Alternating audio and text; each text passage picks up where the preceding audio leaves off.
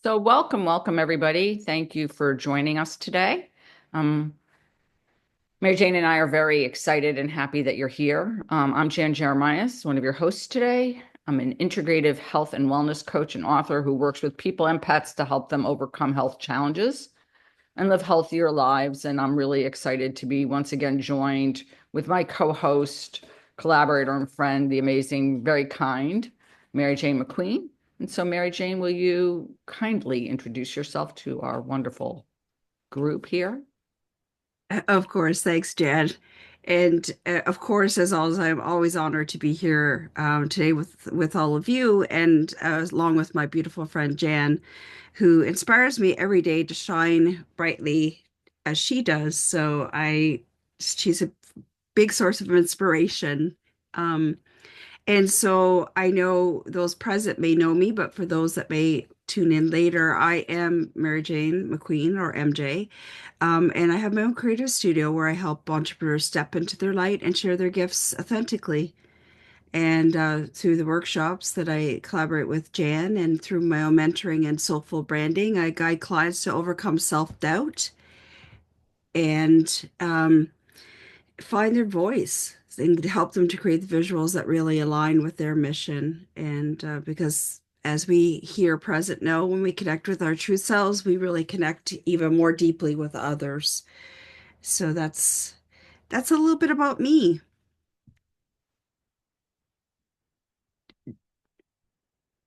And your ending there just fit in so nicely with our theme this week. When we connect with ourselves, we connect with others more deeply. And so, Mary Jane, did you want to share the poem that we found? Yeah. So this is a poem by John Rodell, and it's it strikes both my funny bone and my inspiration bone, so we say, about the finding our voice. So bear with me for a moment. It says, "Someone just told me to pull myself together, and I immediately started laughing because I'm not that person anymore. There is nothing to put back. Those old pieces are all lost, and I have no interest in finding them ever again. Do snakes try and slip back into their freshly shed skin? My strings have been cut. The mask has slipped off. My disguise is on the bedroom floor. I'm walking around in only my cozy socks. This is my only magic trick to joyfully deconstruct right in front of you, and now leaning into a version of myself that I was made to be so long ago. Self loved, unafraid, singing and whirling witness to the miracle of creation as I wear nothing but my birthday suit, finally unclothed, finally unleashed, finally unfolded, finally unashamed, finally understood, finally, finally, finally, naked and ready to skinny dip under a blazing January moon."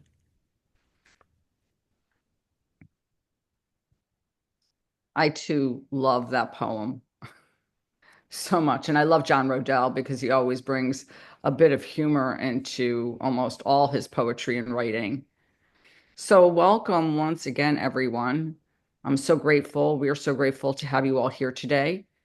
To start, I wanted to ask you to take a moment to reflect on this question.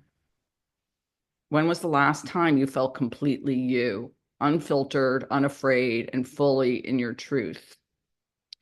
It's easy to get lost in the noise of the world, whether it's the expectations of others, the pressure to fit in, or the endless to-do lists that pull us in different directions.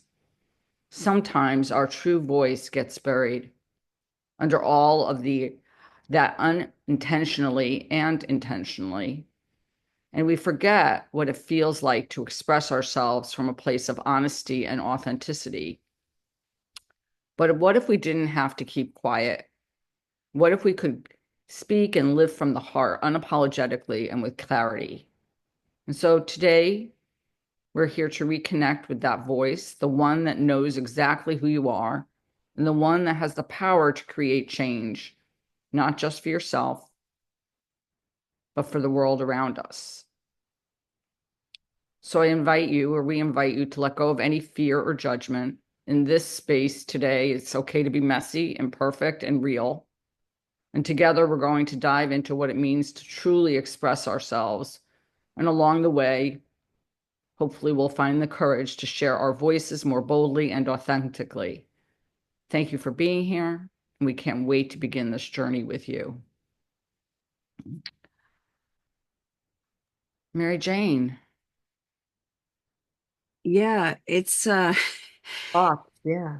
it's one of those things that yeah, it's a scary place sometimes to really share yourself out there authentically, isn't it? So many voices and naysayers saying you need to be this, you need to be that. And um it takes a lot of courage. And it takes courage to share that vulnerability with people. And so that it's coming from my own space. Um, I'll share just a little briefly about, the end of part of my corporate journey where I was being corporately bullied. And I know some of you have heard that story before, but for me, it was, um, they wanted me to be silent. And so they did everything in their possibility to shut down my voice. And that was a really hard space. Not that I always wanted to be heard, but I wanted to be able to share when I felt it was necessary to share. But, that was sort of shut down for me. And that's a really hard space to be in because then you start to play all those games in your mind of like, well, maybe I don't have anything worthy of sharing. Maybe I'm not good enough. So that's a really hard space. So I congratulate those that are here with us today and those that might be listening later that, if you're out there putting your voice out there, being your authentic self, I applaud you. Beautiful, Mary Jane. And thank you. And I'm sure I can only imagine, and I know in other circumstances in my life that has happened to me where, your voices or you're belittled enough or just, told that you don't matter or that what you're feeling doesn't matter, um, or you shouldn't feel that way. And then you find in yourself there's no reason why to speak up or to say anything. I think I came from a little bit different, place in my work career. I chose a field where I really didn't have to relate and, interact with many people. Um, when, in my previous job for the city, for the New York City Department of Health, when you're in a TAVOC suit with a respirator, first of all, you can't talk really well. And second of all, there's really no one else in there but you, maybe one other person. And so you're very limited contact with human beings. And then left, and all of a sudden I had to talk to people. It was like, oh my gosh, you mean I have to talk to people?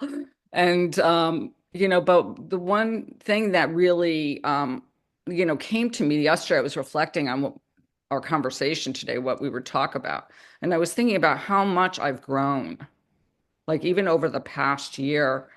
I think some of you, have known me for that long, and how much more comfortable I am in that speaking realm. And some of that, and a lot of that comes from just practice and being surrounded by people who, you know, are willing to listen and want to hear what you have to say.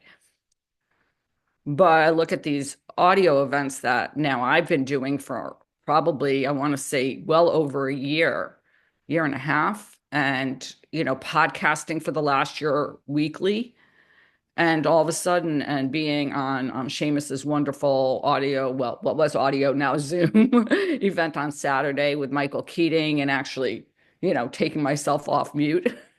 And all of a sudden, you're like, oh, okay, I guess people are interested in what I have to say. And I do have value, but that doesn't come, for me, it didn't come easily. It wasn't like, and I still get really nervous at times, depending on the situation and the, who else is around and who's attending and whatever. And it's so, I think that it does take practice. Mary Jane, did you want to say something? Well, no, I actually accidentally bumped the button. Yay, tech. But yeah, no, go ahead, Jen. Sorry about that. No, no, no worries. No worries. I wanted to just take a moment to welcome who's joined us. So I think Jason and Matthew, Divine, Darlene, welcome today. But I think it is. I think it's, we have to find some way to express ourselves authentically. And maybe that's not through voice. I mean, that might be through writing in the beginning or blogging or another form of expression that, music. But I think human beings need that opportunity to kind of own who they are and to learn who they are because it is an exploration and it's always an adventure. That's all I have to say. It most definitely is an adventure, and I can only attest to, um, yeah, when I started doing as a guest on your on the audio, and then how it merged into our collaborative here. Um, yeah, it's just like it's always um, it's a journey getting used to that, and so that's why last year I pushed myself to do more and more um, with as well with joining podcasts and different things where I had an opportunity to share my voice. Um, you know, was it easy at first? Absolutely not. Did it help me to build more confidence in sharing my story? It certainly did. And I see Seamus would like to say something. Go ahead, Seamus. Yeah, thanks. Thanks for the intro. Thanks for the poem as well. Like it was, I just wrote down the strings have been cut. Like, and it goes back to I had a call actually with Jason just earlier on. We had a chance to catch up every month, and we just happened to have that catch up today.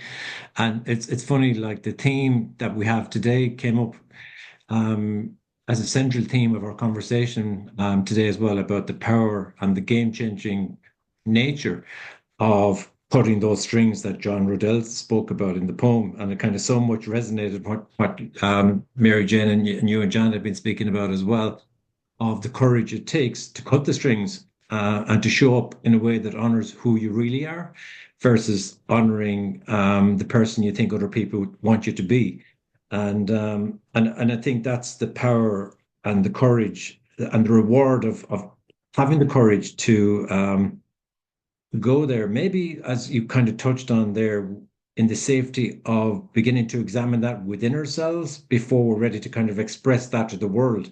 I think that could be a great starting point of honoring silently and getting curious within ourselves. If we're not ready to kind of share with the world, this is what I care about, and this is what I'm prepared to accept and not accept. I think, and I suppose I'm speaking from personal experience, when you are open to beginning to value yourself, and like in my own experience, I would have completely undervalued and discounted my own value. When you have the courage to go in and be open to check that, well, actually, where is that coming from? Why do I think like that about myself and dishonor myself? And it took me a good portion of my life to begin to engage seriously within that question silently in a way that I felt I could get over that obstacle, like that string that was holding me, restricting me from within myself, that I wasn't good enough.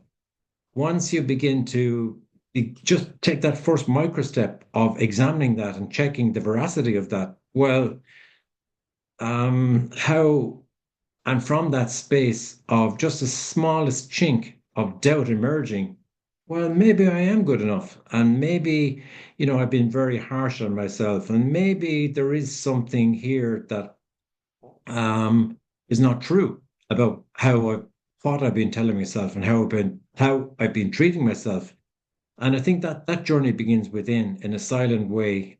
And then I think a game-changing part of that, which kind of Jason and I touched on this morning as well, was when you are ready from that inner work, and it could take, months to years to decades, when you feel ready to begin to take a stand for that publicly, having done that inner work maybe in a silent way that no one else understands, that becomes the game changer. I think that becomes the the space from which you can then honor yourself and honor others. And from that space, others experience your energy in a very, very different way when you have the courage to do the inner work over those years. And for me, I think my service to as many people as possible in forums like this and other forums that Jason and I spoke about as well.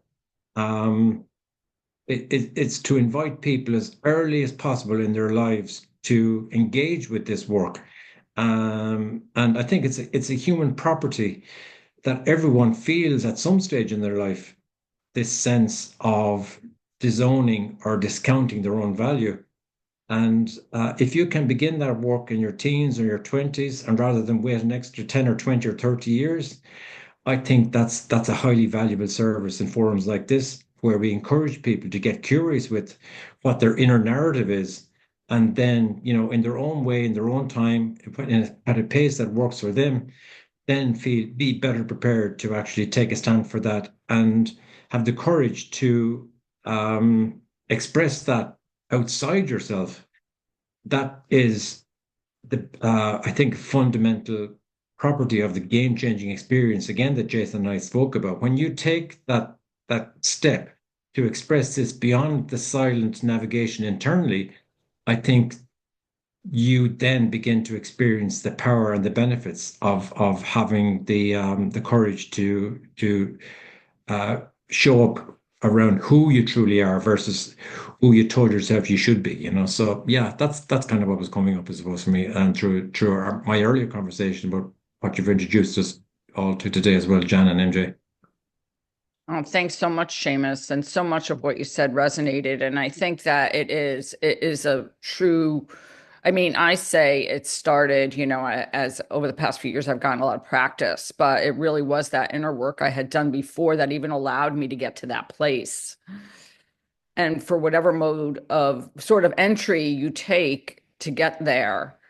But I think what is required is that spending time within, um, going to the inner workings of you, um, and the first person you need to have a conversation with, or, to voice, to acknowledge and to like offer a voice is to yourself, to yourself. For me, it was in yoga. I mean, and people always look at it as a purely physical kind of practice. I mean, that's why I started originally.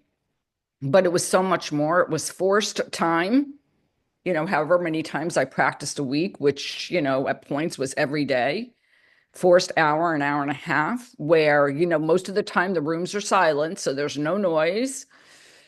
We were in a classroom setting, so everybody is practicing together. But it was this opportunity where I would, my teacher always say, yoga is a conversation you have with yourself, and that's physically, emotionally, and spiritually. And so it was that discussion, that dialogue I had with myself where I couldn't escape. There was nowhere to go, unless I walked out of the class, which didn't, most of the time didn't happen. So it was that forced time every day where I was like confronted with the demons and also embracing, the good parts. And it was everything.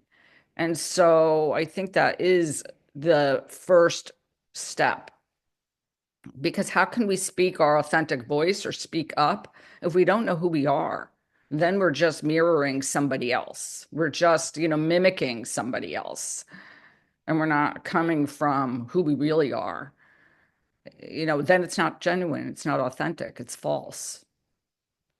And so I think Divine raised her hand first. And so we'll go to Divine.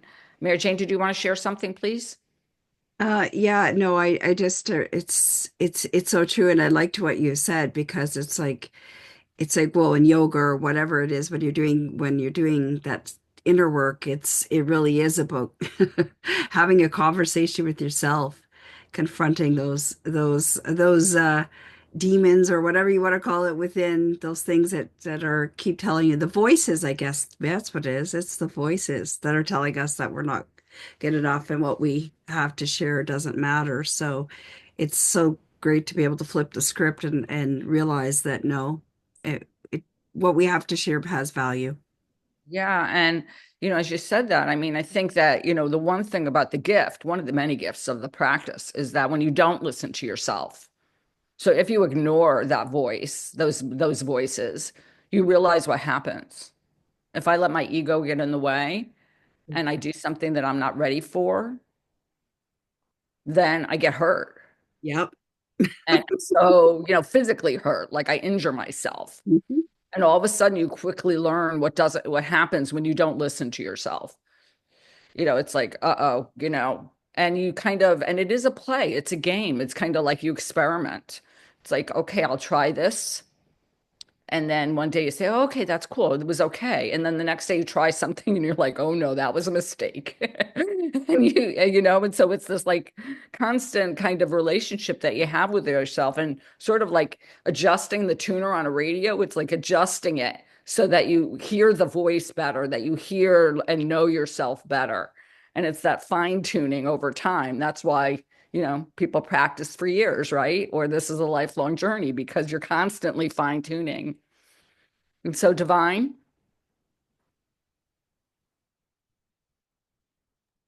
Okay, I'm here. Hello, my loves. hello, hello. Hello. Hmm. Excuse me. Mm. Fine tuning my voice. I'm drinking my daily water. So grateful to be here. I absolutely love being here with you guys. Yes, I was. You know what? This is such a beautiful, powerful journey of self, right? And I think that when we talk about self, I had to reparent myself. I had to reparent my inner child. And that is a part of doing the inner work that we're talking about, you know? And in doing that, I had to reframe a lot of the things that I would tell myself. And a lot of those critical, I should say, not lower critical, harmful critical words or voices, demons, as Mary Jane called it, right? I had to also reparent them, you know? And a lot of us have been conditioned to think that the darker aspects of ourselves are something shameful or dreadful, or we have to get away from it. We have to suppress it. But I found out that all I had to do was reparent it, redirect it with more light, more love, more confidence. So now I feel like that I set myself free and I get to be my whole self, right? And I think that we have been programmed to act a certain way, to be a certain way, to believe a certain thing, whether that come from your family, traditions, society, whatever the case may be. But the more that you talk to that inner child that also was inflicted by that inner critic or that judgmental inner critic, right? You talk and reparent that inner child. You apologize to that inner child and you say, you know what? I love you. I love you. I love you even when you're angry. I love you even when you're mad. But we're going to allow this anger and this sadness and this madness to fuel us into empowerment, into creativity, into enlightenment. What did you love to do? What made you happy? What brought you joy? What brings you a lot of passion every single day and put it into a ritual, habitual routine in your life? Right? Because we get so caught up in the mundane of, working, paying bills, being adults, right? Adulting. And then life starts to life. And it's like, wait, I get to play. I get to talk to my inner child. I get to have fun. I get to, because that's where your creative juices are. And I've noticed that if I want to build a legacy for the long term, I have to connect with my inner child because that is going to keep my passion in my creative juices, thought forms, energy in motion every day. It's going to keep me inspired and encourage me every single day. And I remember listening to that song, Me, Myself, and I. That's all I got in the end. That's what I found out. It's saying you got all parts of yourself. Not saying we don't have each other. We don't have community. We don't have other people. We do because we are all interconnected. under universal law of oneness. But we have to be the source of self first. And it takes daily practice for me right now, affirming and continuing to be show up and be confident, right? To show up in my creativity and my passions. And if I love it, if I love my work, if I love what I'm doing, somebody else is going to love it too. And I had to also reparent myself and tell myself that all the time. And the last thing I will say too, when it comes to speaking and using our voice, I'm kind of fresh and new in this thing too, guys. A lot of people be like, Divine, you're so confident, you're so expressive. Listen, it doesn't. It takes just do it, right? It's called just do it. But the more that I spent time with my inner child and healed that negative critic, right? That belittling part of me, that one that got bullied, the more that I healed her, the more that I was able to show up. And I also allowed myself to listen to other people. So I got on Clubhouse about 3 years ago, and I would just sit in the audience and I would just listen to people talk, listen to them express themselves. And I'm like, woo, and I was be expressing myself too, behind the scenes. And then I got the courage more and more and more. And I raised my hand. And I started to learn some things. I started to learn about myself. I started to learn about other people. I started learning how to communicate better. And then I was like, wait, I'm gonna open up my own space. I'm gonna open up my own club and we're gonna, go from there. But like Jan was saying, I still sometimes get a little nervous. I just breathe through it. And once you just open your mouth and open up that vortex and that heart space, it just flows. It just comes, right? Okay, I'm done speaking though. Thank you for allowing me to share, loves. Thank you, Divine. Just love that. And I do agree. I think that we do have to do things and that we enjoy and that connect in with what we loved as a child. Mary Jane and Taryn, who's been on this and, was a member spotlight for us for our community last week, I think. Well, we will record it this week. It'll be on next week. That's right. So look out for that. Yeah, we were just having that conversation about how the things that we loved as kids, we now somehow incorporate into what we do. There was, and so it was so funny because all of a sudden when you realize that, like you realize that it has come full circle, like you're back doing one of the things or many of the things that really brought you joy as a kid. It's so interesting. I mean, I use the examples when I was about 10 years old, I wanted to be a veterinarian. And anybody who knows me knows I love animals, almost anything. And all of a sudden, when I wrote my book on animals, or my second book, I was like, oh my gosh, I'm working with animals. It was like it dawned on me. I was like, oh my gosh, I'm back here again.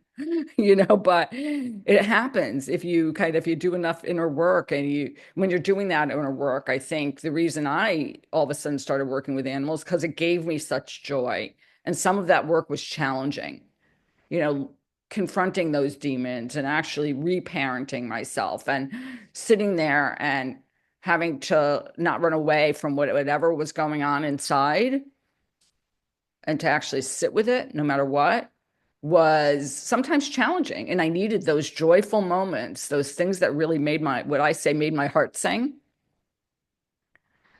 to be able to like keep going, because otherwise, it's hard. And then there is no joy. And who wants that? I mean, nobody wants that. Mary Jane, and I think Jason wanted to share. So I want to make sure he has an opportunity if he wants to, share. Go ahead, Jason.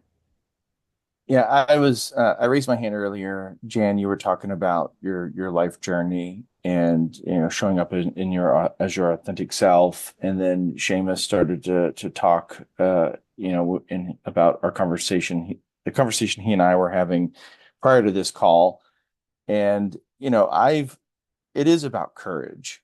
I spent decades of being in different homes and traveling, and I never felt like I belonged or was included.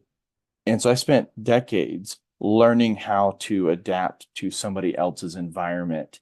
And from an identity standpoint, that was tough because I didn't really know who I was or what I knew who I was inside, but I would always show up differently because being accepted was more valuable than being authentic because of that disconnection. And, here I am, I'm going to be 50 in a few weeks, and I'm learning to have the courage, divine, I think that's what you were talking about, have the courage to show up authentically. And I've made some tremendous steps of in my own discovery and evolution in the last few months that is liberating and it's wonderful. And I just wanted to share that because it is tough. And so thanks, Mary Jane and Jan, for sharing this space and this conversation today. And Seamus, I always enjoy our monthly connects, but just wanted to share that. Thank you. Can I share something with Jason really, really quick? Look, Okay. I gotta get it out, Jason. Um, when you were speaking, I just seen like this vision of a lion, and then it was inside of a heart space. And I was like, oh, he got a lot of courage. He got a lot of heart. He got a lot of love that definitely wants to be expressed. And, I can resonate with that. And I remember when, I still do this. I just would do things, just me, myself, and I, by myself, right? The things that really light me up, the things that bring me passion, even if it's weird, considered quote unquote weird, right? Because I do mouth sounds, I do all types of stuff. I do ASMR, voice sounds, all these things. Whatever resonates with you that makes you feel good, it excites you up, it brings you passion and joy. The more that you get comfortable in that and expressing it with yourself, by yourself, and then you start, kind of sharing it to your friends or your family members, right? And it's not looking for their opinion or their validation. And if you get it, you get it. But as long as you love it and you remember those moments where you were like, wow, you're never going to forget those wow moments. It's an energy, it's a frequency in your heart space that you're never going to forget it, right? I feel like you don't even have to write it down because it's an energy signature of that excitement that's going to be with you and it's going to keep like it's like your higher self. It's always going to be there with you, like cheering you on, man. Like, come on, like, go ahead, you can do it. You got this. All right, I'm done. Thank you.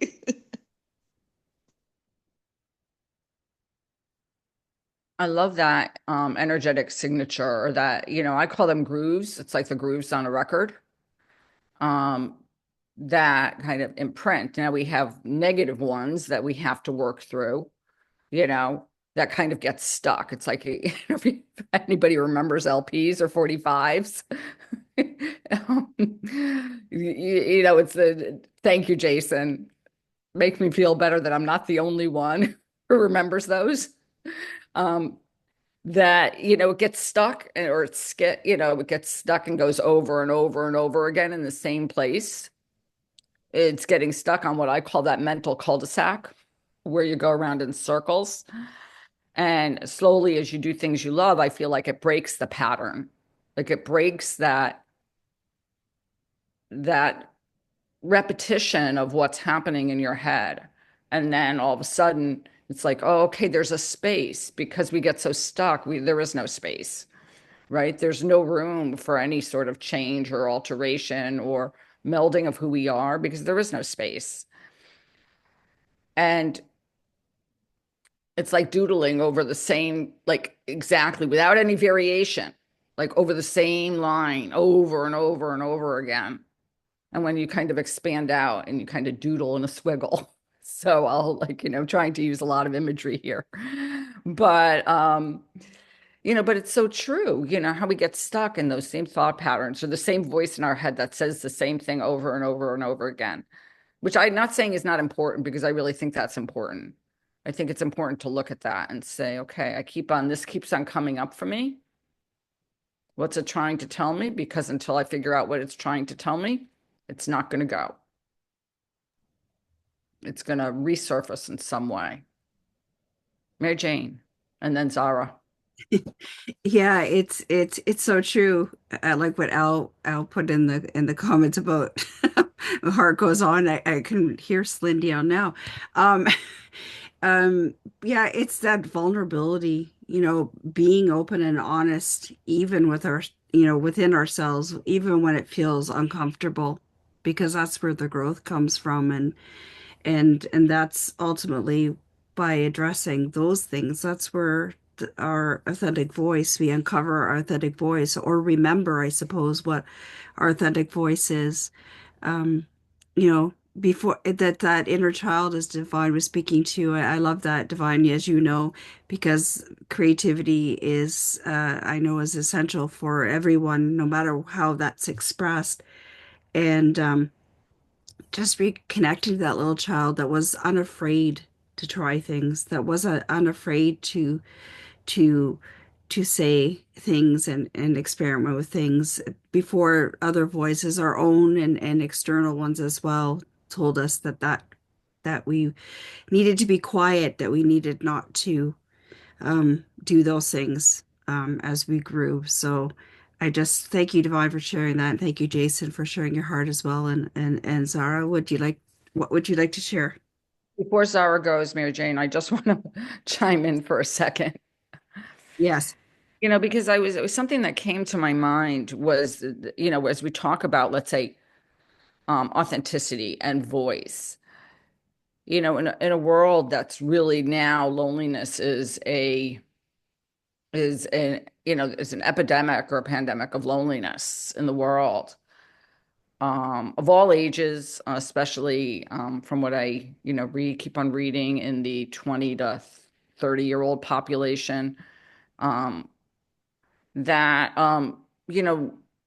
finding authenticity in your own voice is key to having true relationships. It's the, it's the only way to maintain connection and to have a really honest and heartfelt connection. And so if we can teach people that, then we can teach people, you know, how to, like, people can learn or will make on their own genuine, heartfelt connections. And so it's connecting, it's reminding people of their, that inner child. It's reminding people or helping people to navigate, to Seamus's point, that, going inside and spending time within so that you do learn who you are, so you can connect more genuinely, more authentically. Because until then, everything is so superficial. Nothing is deep, nothing's meaningful. And that's, just all areas, no matter what. But as you were talking about, it made me think of, you know, authentic voice and that being such a key in um, meaningful connections. So, Zara, Good afternoon or good morning to you guys. And thank you, Jan and Mary, for hosting this and giving me the opportunity to share. So, yeah, this is one of the very few audio events that I've continued to carry on with. So, I just wanted you to know that I saw something in you, Jan, when we had that one-to-one, and I felt you were a genuine person and we connected. So yeah, that people by people. Let's just be straight. I don't ever feel I was disconnected from myself personally. I think I was probably too connected to myself at one point when I was a kid, and my parents were going through quite a really messy situation. And it was very troubling to be at home. So I used to spill out to my best friend to the point I think it got too much for her. And that's when I started diarising again. And it was really interesting to go back on what I'd written and seeing a pattern emerging, what was actually upsetting me. And it was always a conflict that happened between my parents. So I started becoming a bit of a devil's advocate and questioning them to try and see it from each other's point of view. And it was something I continued to do until I was 19 and we decided to move to England. So that messy business kind of went away. And I started trying to now find my foot in the new system because I knew what the old system was back in Iran, but this was a completely different new space. It was a different culture. Different things were accepted. I wasn't quite sure how I would be received. So I went on a journey, if you like, of trying to figure out, okay, what's wrong over there is right over here now, vice versa. So it's a lot of mess in my head to try and figure out what's acceptable as a society. Because now I have to start from scratch, right? I have to get a foot in the ground. I have to start earning money. I need to keep a roof over my head. So I wasn't in a position to go, okay, I want to be me now because I have to start from scratch. And it was a case of how can I get on the ladder, right? Whether it's the house, whether it's finding a decent job that's going to pay, because I wasn't going to start becoming an entrepreneur without even knowing how to connect with anybody. So I think I needed a bit of, there were some grounds I needed to break to figure out where I actually fitted or didn't fit within the system. And it wasn't until I had my son when I really started questioning, why is it that some parents don't understand their kids? Why is it that we get on better with some parents versus others? And these days, now I've taken my son out of school right now because I understand he's a very unique type personality, a little bit like me. And I go to the homeschooling events. Like we just got back from drama, and I was talking to the other mums there who didn't quite understand their children. And it was lovely to be able to just have a chat and predict what they'd even love doing or their future career. And it was amazing to just bond with one of the mums I'd never met before, just like that. And yeah, we're probably going to meet up, and the boys are going to have a play date.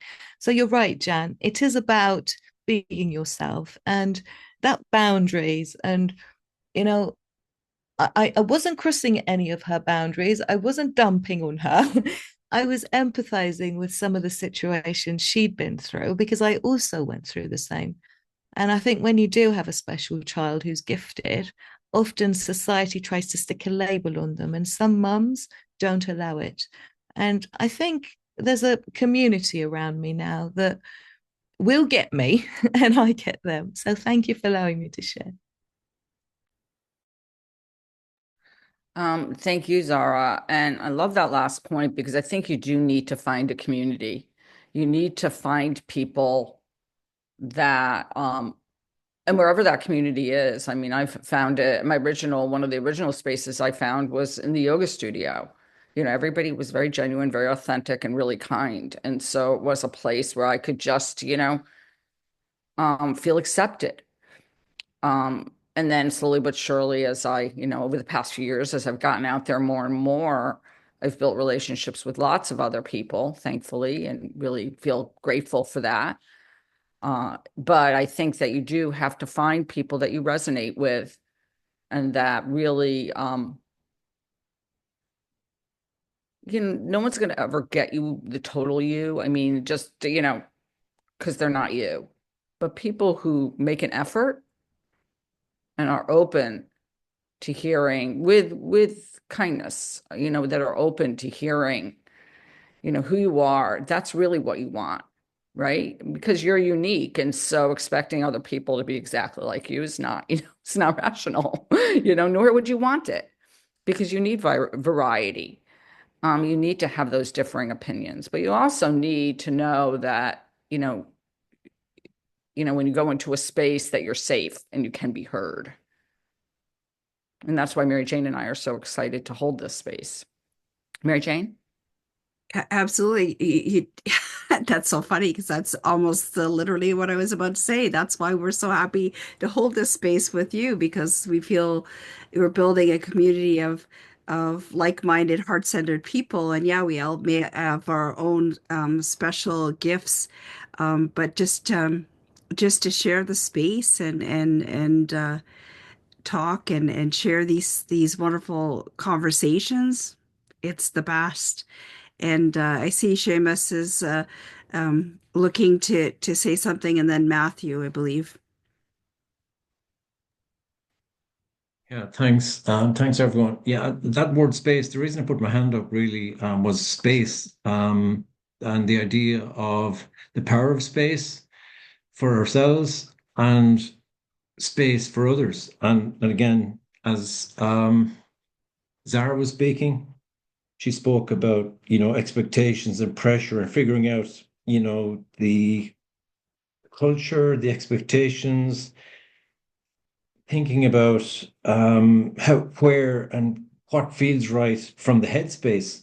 And for me, I think when we allow ourselves to operate and through like yoga or through breath, create space to really disconnect or quieten the headspace and operate more from the heart space, that direct energetic connection that underpins the head and the thoughts around expectations and figuring out how we fit in and how and what's acceptable or not, and the standards we impose on ourselves that are not really our standards from that headspace.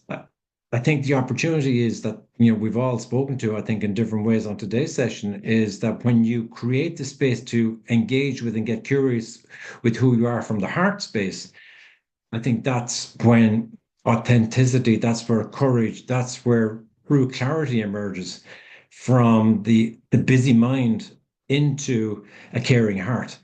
And when you're operating and allowing yourselves to create the space for the heart to speak and the heart to actually influence more than, where the head might dominate around those questions of fitting in and expectations and pressure and how I should behave, the heart never lies in terms of when we create that space. That's where I think courage emerges from. That's my own experience. And I think that goes back to my conversation with Jason as well earlier. When we're operating from that space, there is a tangible invitation for other people who are engaging with, who experience us when we're operating from that space, an invitation for them to get curious with and really do that work themselves as well. So I think that's what's coming through in today's conversation is again the ability to begin to trust and um, trust our ability and have the courage to express and operate from the heart space when our head often tells us it's not the right thing to do, or that we should prioritize what the head is telling rather than the heart. So I think when we have the courage to operate from heart, we immediately feel and experience the benefits of that. But it does take courage and it does take perseverance and practice. And I think some level of your courage or bravery to take that step, I guess, because it can feel very vulnerable and very difficult. But when we take that step, I think it immediately pays back and we feel it in terms of the liberation that comes through having the courage to take that step and express from the heart. Guys, can I quickly jump in? What I meant by the culture was, for instance, I was brought up to have my head down. I wasn't allowed to look at anybody in the eye. In England, they thought that meant that I wasn't confident. They automatically assumed. So that was like a red flag in an interview, and you would fail. Right? My headmaster in the A level was like, "Oh, you're not going to pass your A levels in 9 months because you have no confidence." And it was things like that. Just it's adapting to what's perceived confident in UK. I was very confident. But if I'm brought up and I'm conditioned to think I have to have my head down for my own protection, now all of a sudden I have to have my head up and look them straight in the eye to actually say, no, I am good enough. I can do this. And it was those kind of things that I don't really think the heart could quite get it. So thank you very much for sharing that, Seamus. I do appreciate what you mean, but I think sometimes it gets a little bit more complicated, and it's about knowing ourselves well enough and understanding the situation, and then actually analyzing what is it that's needed here. And I don't believe my heart alone could have done this. I think there was a lot of training that I had to implement after I'd analyzed it. So thank you. Yeah, and it's a blend. I completely get that, Sarah. I think it is a blend, and it's the mix of how much we're operating in the head and how much we're operating in the from the heart, and it's the dynamic blend. I completely agree with you. Jason just made a comment, heart mind coherence, and I agree. You know, Jason, I think that's really a good point. I think the other thing that happens, because Al said, what happens if every time you voice your opinion, the person or people challenge your ideas or your thoughts. And I think then it's like a personal decision whether you think that, your opinion really matters and you really want to stay in that scenario. Um, the other thing is, to me, then, that's even more so when I go within. I can be in a room full of people with differing opinions, and to maintain that kind of what I want to say steadfastness and the courage to stay. What is required is I kind of turn inside and, I look to my own value and, one of Seamus's favorite words, my foundation, when I realize that that's the part of me that doesn't waver. That's the part of me that is willing, that is courageous and strong. And I've been in situations where I've been just that, where I am definitely, in my family, I'm definitely the black sheep. For me, there was no box. For them, there's a clear box. And and that's, it's taken many years for me to be able to be in that space and to build up the confidence, the courage, have the foundation to be able to go and place myself in those situations. But it was important enough. And I think that's the other thing. That's why I'm saying it really depends on how much you value it. Like, it was really important to me. It might not have been to other people. Other people might have said, I'm not going to bother with this. But to me, family was everything. And so I was going to do my best to kind of not fit in, but to be able to keep myself safe, secure, and be able to be there. And, there were points in my adulthood where I wasn't strong enough, and therefore I didn't. I protected myself because I couldn't have handled without crumbling, let's say the verbal abuse that would have come my way or the verbal comments. So I chose not to. And I think we have to make that decision for ourselves sometimes. Like I said, I'm authentic and transparent. So sometimes if I share too much, let me know. Okay, Matthew, please.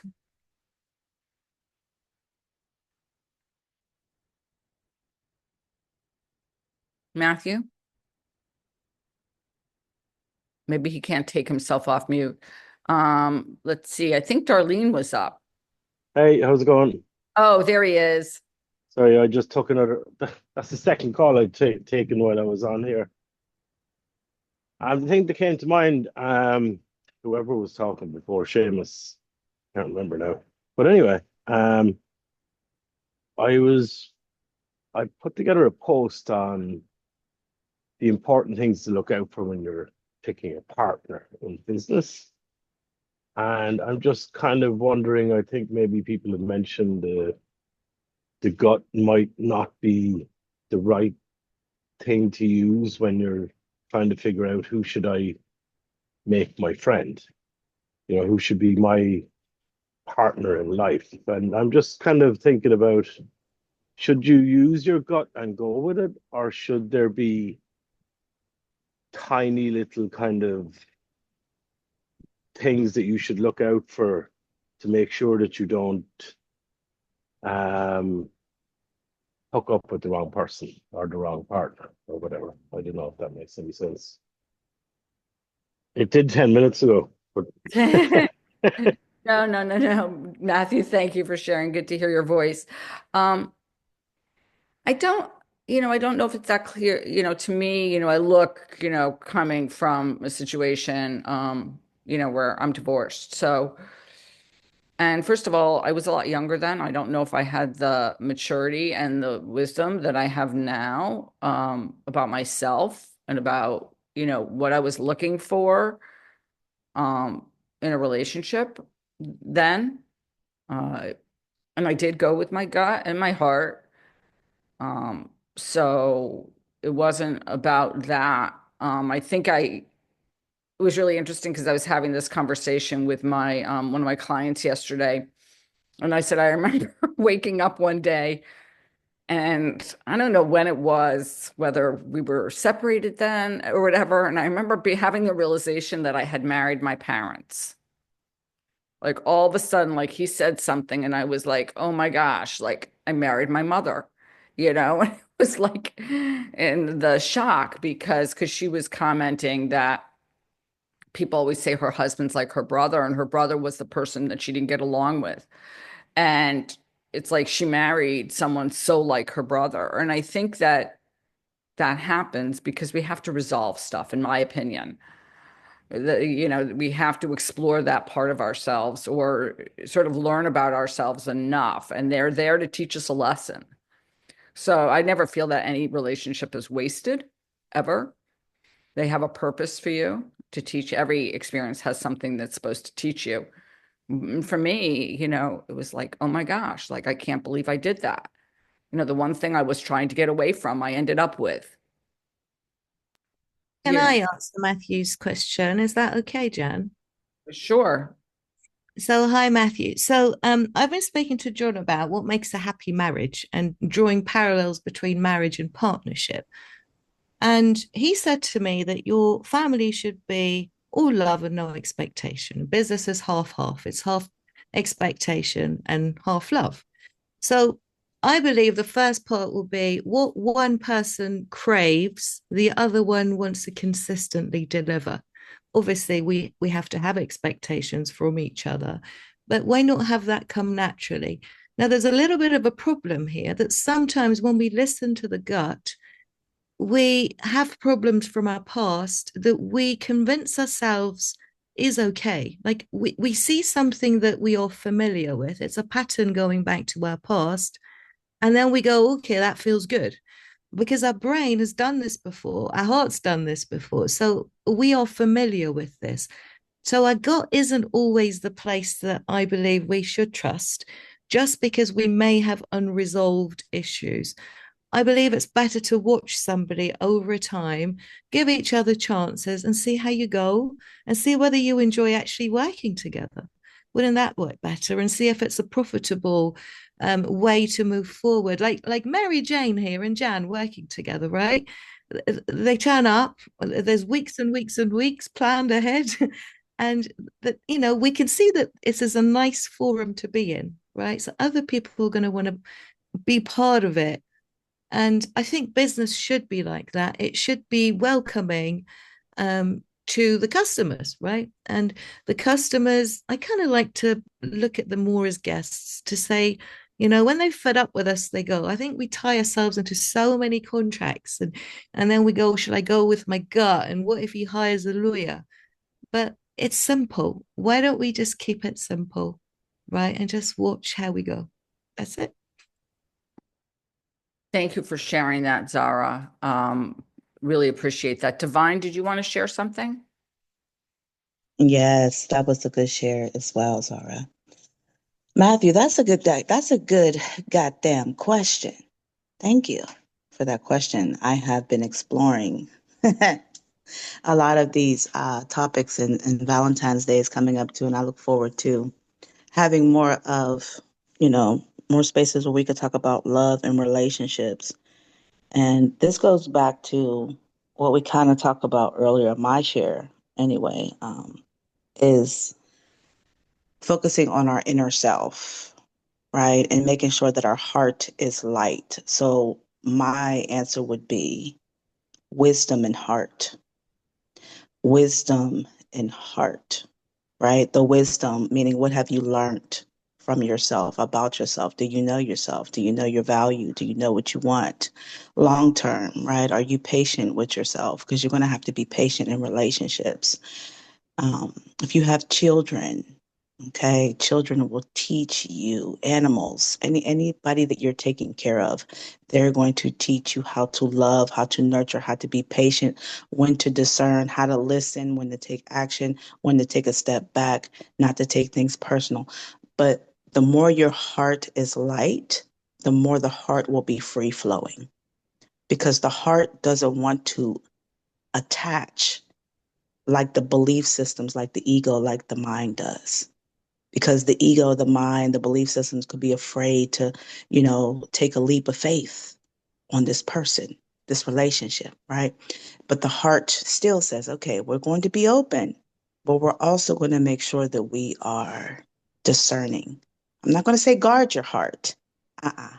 Keep that heart open, but keep it open with discernment from your wisdom, from the experiences that you have learned about relationships and also learning more about yourself.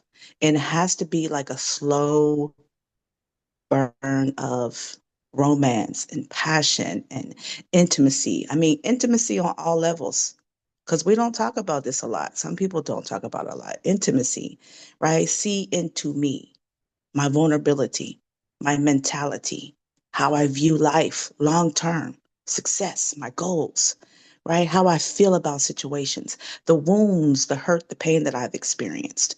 It's very important to be very honest and transparent if you want a long lasting, open. Um, when I mean open, I'm talking about let me get specific because I know how the mind likes to run a rampant. Open-hearted connection and relationship. And it starts with ourselves, first and foremost, right? And I tell everybody the biggest wound of society is trust wounds.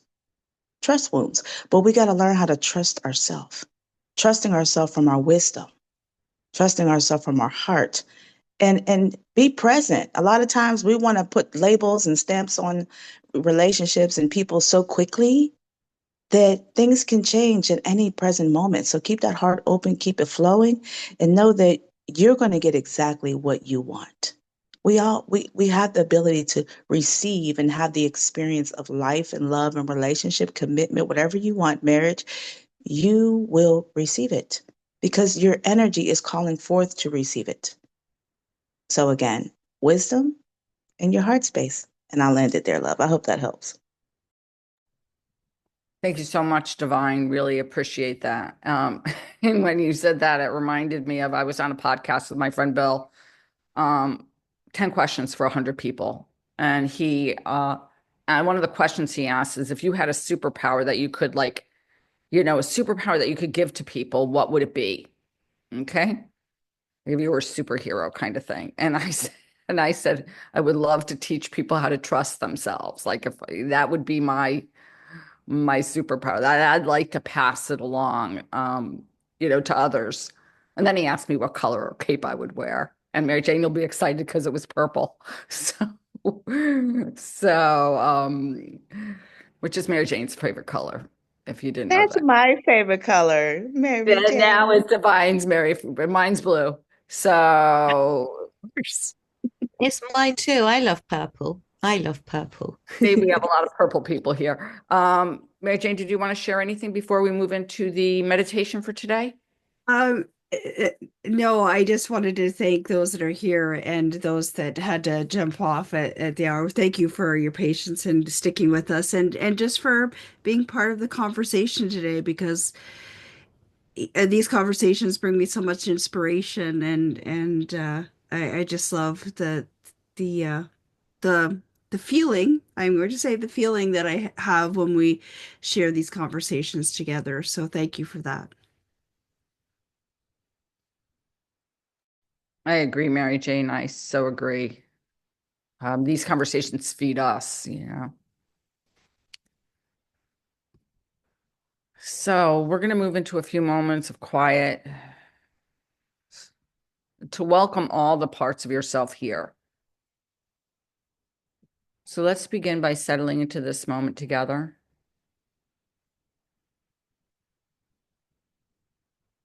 This mindful moment is an invitation to greet all the parts of yourself that are present today. The joyful, the hesitant, the unsure, and the strong. And by acknowledging and welcoming these parts, we create a foundation for authenticity, both in this moment and on our everyday life. So find a comfortable position, either seated or lying down. Allow your body to relax. And if it feels comfortable to you, feel free to gently close your eyes. Take a moment to notice the rhythm of your breath. Not changing it, just observing it as it is. Take a deep inhale through your nose and exhale slowly through your mouth. Let's do that 2 more times. Inhale and exhale completely. 1 more time. Inhale and exhale. Let your breath find its natural rhythm now. Steady, soft, unique. Bring your attention to this moment, to your body, sitting or lying down, and to the breath moving through you. And notice any sensations you feel, perhaps warmth, coolness, or even tension. Whatever you feel, simply observe it without judgment, as a curious and compassionate witness. Now gently turn your attention inward. Imagine you are welcoming every part of yourself into this space. Think of them as a guest that you're inviting to dinner. You might say to yourself, I welcome the part of me that feels confident today. I welcome the part of me that feels uncertain or afraid. I welcome the part of me that feels joyful. I welcome the part of me that feels weary or overwhelmed. Take a moment to acknowledge any other parts of yourself that want to be seen, that want to be heard. There is no need to fix or change them. Just allow them to be here as they are. As you welcome these parts, imagine gathering them together in a warm embrace, as though you are wrapping yourself in a soft, comfortable blanket. Each part of you belongs here, contributing to the wholeness of who you are. You are a beautiful melding of all these parts.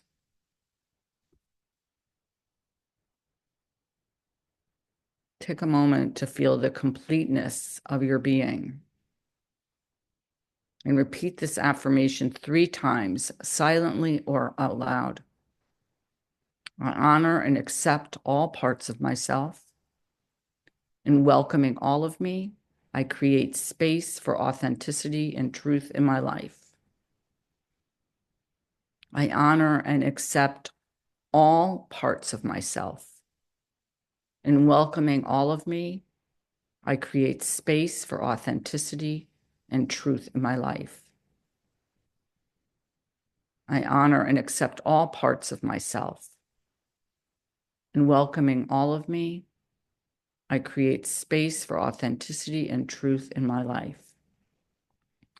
Breathe deeply as you let these words settle into your heart, into your mind.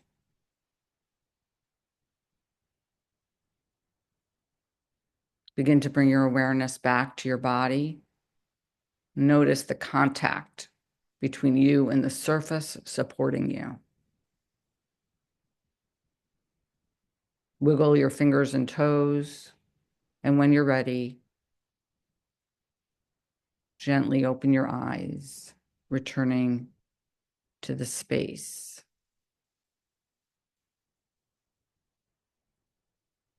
Take a moment to acknowledge yourself for showing up today, for taking this time to connect with your true self. And the more we welcome all parts of who we are each day, the more we can live authentically and courageously in the world. Please connect with Mary Jane and I and everyone else here in this event today. Mary Jane and I have a LinkedIn Facebook group called Spirit Born Imaginings, which is a heartfelt community, and we would love to have you join us there. Please join the group for inspiration, guidance, and any announcements. All these events and our member highlights and other surprises are now on our Spirit Born Imaginings YouTube channel. So take a moment, maybe like, subscribe, and watch anything that kind of, you'd like. Our next workshop, online workshop, is All You Need Is Love, which is going to take place on Sunday, February 9th at 2 p.m. Eastern Standard Time. And registration is open, and we are actually having a flash sale till tomorrow at noon Eastern Standard Time. So take advantage. We also released our workshop schedule for 2025, and we will be offering 8 workshops. We have 2 packages of those, which are just a great package of offering yourself or someone else self-care and in a nurturing and safe space. So feel free to share those with other people or to attend yourself. We hope you have an amazing weekend. Remember, you don't need to wait a week. You could book a time to chat with us. We would love to have a conversation. And so have a great weekend. Sending you all many blessings for a great day. Dan, Good.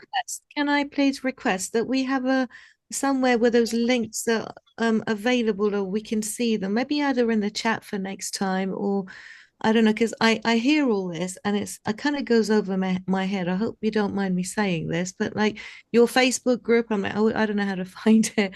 Okay, sure. What we'll do is we'll pop all the links in the comments to this event. Wonderful. Thank you. That would be really helpful. And have a lovely week ahead and weekend, guys. And thank you. Thank you. You also. Thank you, everyone. Good luck. Take care. Bye. Thank you. Have a good day, everybody.